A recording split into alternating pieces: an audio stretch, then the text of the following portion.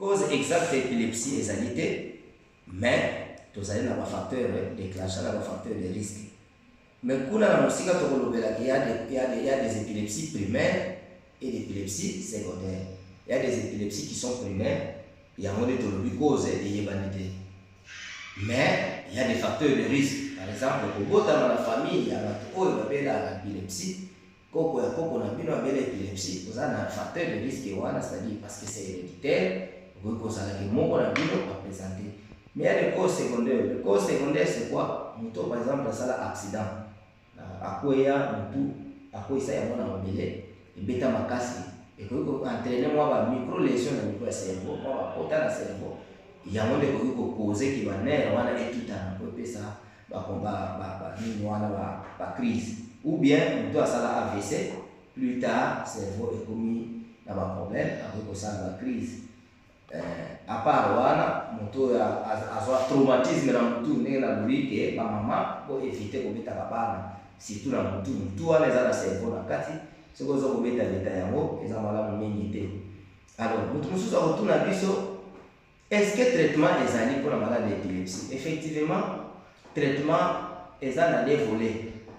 Vous allez dans le traitement à voler préventif, c'est-à-dire de prévenir pour crise de yate. Et puis dans le volet curatif, dans le volet curatif, on a un médicament qui c'est-à-dire ah on yete côté à côté va combattre qui mais tu es côté le baquet qui si les alliés.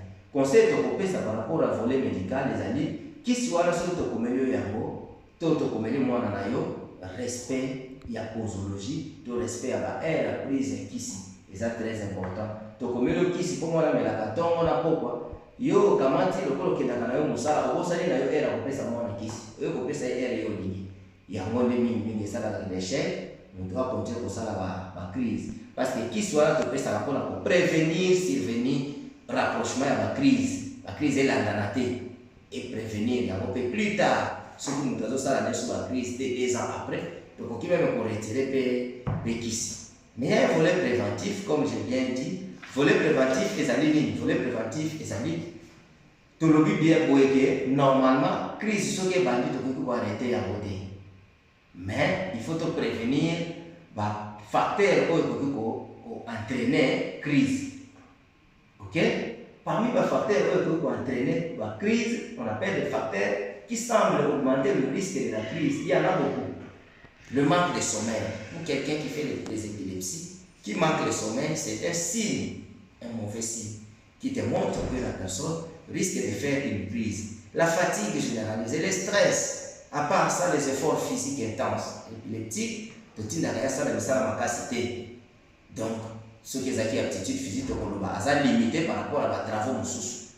Les émotions fortes, la chaleur, la fièvre, le bruit.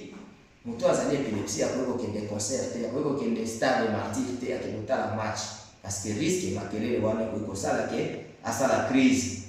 La lumière clignotante, hein, to peki saka na moto atala par exemple, moto azali épilepsie, to kolinga tata la télévision, ba jeu vidéo, ba écran, ba jeu ba beta ka so mwana kuyaka, bo peki saye abeta ka sujet wana te ya ba mitendo. Parce que vous remarquez que moi, dans la vie, ça va crise continuelle, puisque lumière, on a clignoté, défaillé, et ça facteur de risque pour ça la crise. La consommation de l'alcool et puis le tabac, toutes les substances, la caféine, les drogues, le pognon soit les parmi les facteurs de risque que vous entraîner autobéni crise.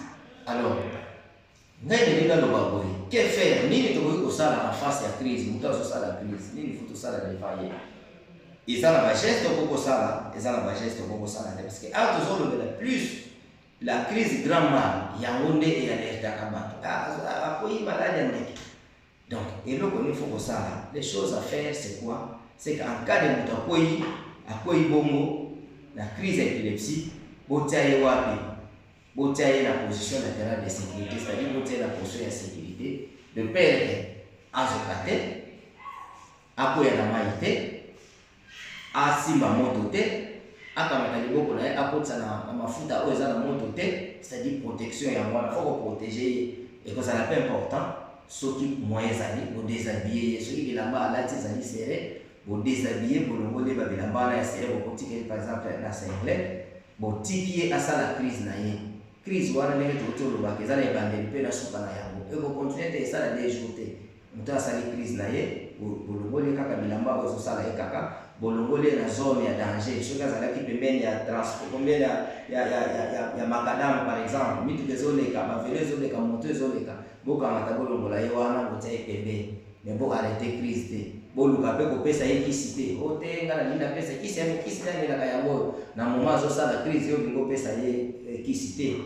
bongo tolobi na bato ke to respecte mibeko oyo baminganga baza kopesa biloko nini tokoki kosala te na moto azo kosala crise na ye ndenge nalobi kopesa ye kisi te koluka mpe moye te odeplace ye o te moto azosala crise nga natia ye na mokongo natambola na ye non yo mosala na yo gere kaka bamouvement na ye amizokisa te azoka te amiswa lolemo te nsima na crise nango conscience na ye ekozonga nango malamu biso mosala na biso ezali koéduke population par rapport ya mwa ndambo ya connaissance oyo tozali na yango donc sujet ya lelo toponi yango parce que tozali na mois oyo mois de février oyo bafetaka journée mondiale d'épilepsie malgré lekaki mikolo eleki mais au moins intéressé biso topona yango lokola sujet tolobela surtout awa na milieu oyo tozali na centre de santé telema oyo esika tozwaka en charge bato oyo bazali na baproblème ya motu bato oyo bazali na problème ya baépilepsie bato oyo babelaka bamaladi oyo etali bamaladi ya motu biso même maladi sikoyo général na minute oyo tozali kozwa yango en charge. Merci beaucoup.